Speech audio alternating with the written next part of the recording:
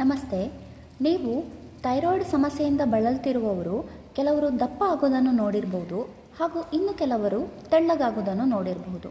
ಯಾಕೆ ಹೀಗೆ? ಯಾಕಂತ ಹೇಳಿದರೆ, ಥೈರಾಯ್ಡ್ನ ಸಮಸ್ಯೆಯಲ್ಲಿ 2 ವಿಧಗಳಿವೆ. ಇದು ಹೆಚ್ಚಿನ ಥೈರಾಯ್ಡ್ ರೋಗಿಗಳಿಗೆ ಗೊತ್ತಿರೋದಿಲ್ಲ. ಅವರು ಅಂದ್ಕೊಂಡಿರ್ತಾರೆ ಎಲ್ಲರ ಸಮಸ್ಯೆಯೂ ಕೂಡ ಒಂದೇ ಥರ ಅಂತ ಹೇಳಿ.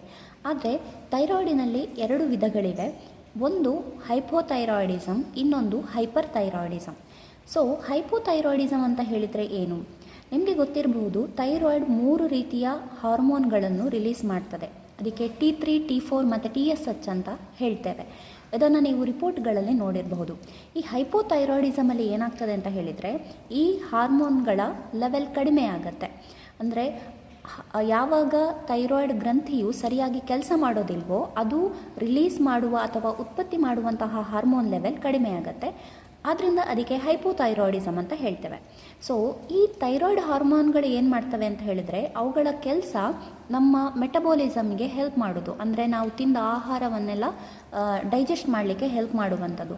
ಯಾವಾಗ ಹಾರ್ಮೋನ್ ಲೆವೆಲ್ ಕಡಿಮೆ ಇರುತ್ತೋ, ನಮ್ಮ ಆಹಾರ ಜೀರ್ಣ ಆಗೋದ್ರಲ್ಲೂ ಕೂಡ ವ್ಯತ್ಯಾಸ ಆಗತ್ತೆ, ಅದು ಸ್ಲೋ ಆಗುತ್ತೆ.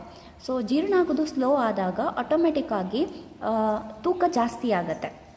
ಹಾಗಾಗಿ ಹೈಪೋಥೈರಾಯ್ಡಿಸಮಿಂದ ಬಳಲ್ತಾ ಇರುವ ಪೇಷಂಟ್ಸ್ಗಳು ದಪ್ಪ ಆಗ್ತಾರೆ. ಆದರೆ ಹೈಪರ್ ಥೈರಾಯ್ಡಿಸಮ್ ಇದಕ್ಕಿಂತ ಭಿನ್ನವಾದಂತಹ ಕಂಡೀಷನ್. ಇಲ್ಲಿ ಏನಾಗುತ್ತೆ ಅಂತ ಹೇಳಿದರೆ, ಥೈರಾಯ್ಡ್ ಗ್ರಂಥಿ ಲೆಕ್ಕಕ್ಕಿಂತ ಜಾಸ್ತಿ ಹಾರ್ಮೋನನ್ನು ಉತ್ಪತ್ತಿ ಮಾಡ್ತದೆ. ಅದರಿಂದಾಗಿ ಮೆಟಬಾಲಿಸಮ್ ತುಂಬ ಫಾಸ್ಟ್ ಆಗುತ್ತೆ, ಅಂದರೆ ಬೇಗ ಜೀರ್ಣ ಆಗುತ್ತೆ, ಅವರಿಗೆ ಬೇಗ ಹಸಿವಾಗತ್ತೆ. ಸೊ ಅವರು ಬೇಗ ಹಸಿವಾಗೋದ್ರಿಂದ ಜಾಸ್ತಿ ತಿಂತಾರೆ, ಹಾಗೂ ಅವರು ತಿನ್ನುವ ಫ್ರೀಕ್ವೆನ್ಸಿ ಕೂಡ ಜಾಸ್ತಿ ಆಗತ್ತೆ. ಇದರಿಂದಾಗಿ ಏನಾಗುತ್ತೆ ಅಂತ ಹೇಳಿದರೆ, ತೂಕ ಕಮ್ಮಿ ಆಗತ್ತೆ. ಅಂದರೆ ಎಷ್ಟು ತಿಂತಾರೋ ಅದೆಲ್ಲ ಡೈಜೆಸ್ಟ್ ಆಗಿ ಬಿಡುತ್ತೆ.